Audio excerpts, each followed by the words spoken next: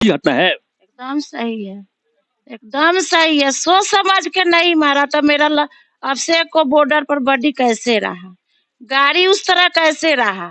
मेरा अभिषेक को जिस तरह कपड़ा पहना था उसी तरह मेरा अभिषेक का अंदर शूटिंग बेल्ट लगा हुआ है, हर चीज उसी तरह सजा सवरा हुआ है।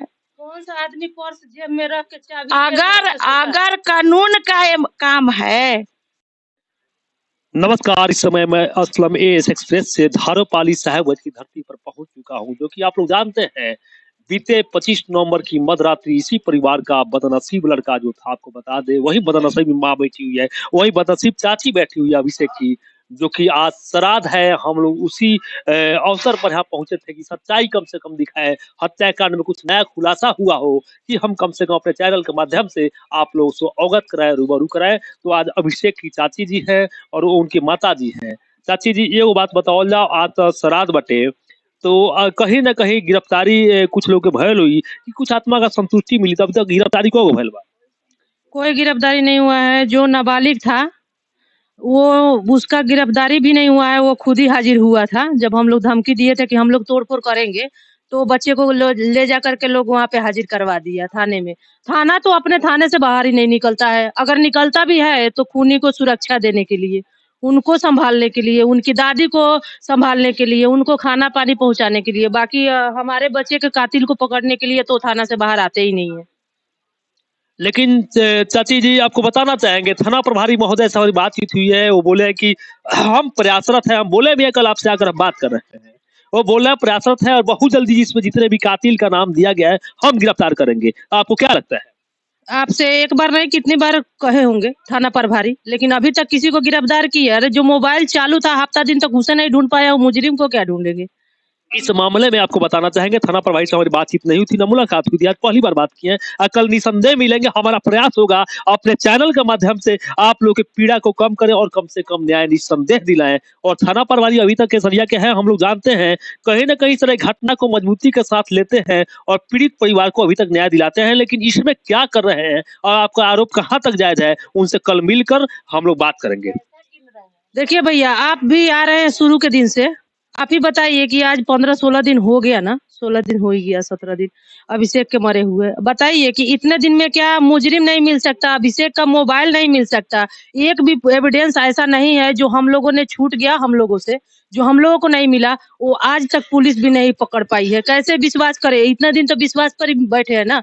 नहीं तो अब तक तो हम लोग थाना को घेराव कर लेते या यहाँ पे जाके लड़के के घर पे हम लोग तोड़फोड़ करते कि नहीं। तो कानून पे विश्वास है तभी तो बैठे हैं, अब तक बैठे थे। लेकिन अगर थाना प्रभारी कह रहे हैं ना, आप लोगों से बोले हैं, अगर वो नहीं करते हैं तो फिर उनको भी बाद में हम लोगों पर कोई उंगली नहीं उठाएगा, हम लोग करेंगे। क्योंकि हम जिस दर्द में है उसको कम करने के लिए कुछ तो हमको करना पड़ेगा।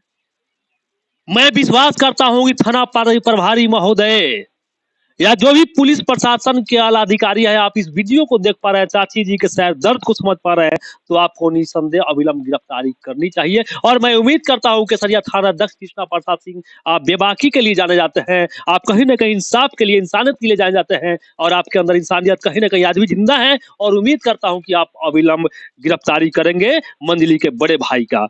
खैर, जो भी योग चाचा जी बताइए कि आप तो ये कहे कि श्राद्ध बीत गया, अब मंजली का क्या होगा? बता रहे हैं कि हम न्याय दिलाकर ही वापस लौटेंगे, कब तक इस घर में रहेंगे? ये तो अब थाना प्रभारी से ही पूछा जाएगा, क्योंकि उसका एविडेंस उसके ही गवाह है, तो अब वही बताएंगे कि ये कब तक यहाँ रहेगी। हम लोग तो चाहते हैं कि इसको पुलिस कस्टडी में दे दिया जाए, वो अपना रखे जैसे बाकी सुरक्षित सामान रखे है। अभिषेक का मर्डर का बाकी वेपन, मर्डर वेपन था, जो भी है सामान सबूत, उस तरह इसको भी अपने पास रखे। क्योंकि हम लोगों को डर है, अगर कोई चीज हो जाती है, कोई बात हो जाती है, फिर हम लोग फंस जाएंगे, इसलिए हम इस चीज का रिस्क नहीं लेना चाहते। बाकी तो अब कानून बताएंगे जी कैसे इसको कहाँ रखेंगे। लेकिन एक बात जो आज नया एक ये कहे कि इस मर्डर केस में नया खुलासा वो कर पा रही है कि इसमें 4-5 लोगों का हाथ हो सकता था, इसका खुलासा वो पहले क्यों नहीं की? देखिए, वो क्यों नहीं की, ये तो कानून उससे पूछेंगे, क्योंकि हम तो पूछ नहीं सकते। क्योंकि हम अगर हाथ टाइट करेंगे तो फिर दूसरी बाजार हो जाएगा। इसलिए आप भी जानते हैं हम उसको कुछ नहीं कर सकते।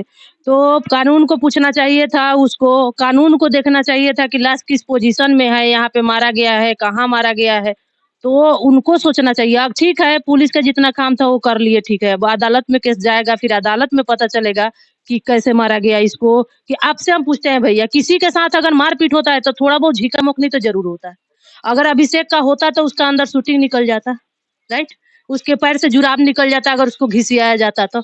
तो फिर ये सब तो कुछ हुआ ही नहीं है, फिर हम कैसे मान लें कि इसका भाई इसके घर से घिसिया कर ले गया है? इसका भाई अभिषेक को वही काटा है, चाहे 5 आदमी मिल को काटो, 10 आदमी मिल के काटो, लेकिन ये शायद हमको लगता है कि झूठ बोल रही है, क्योंकि जहाँ तक हमको भी लग रहा है।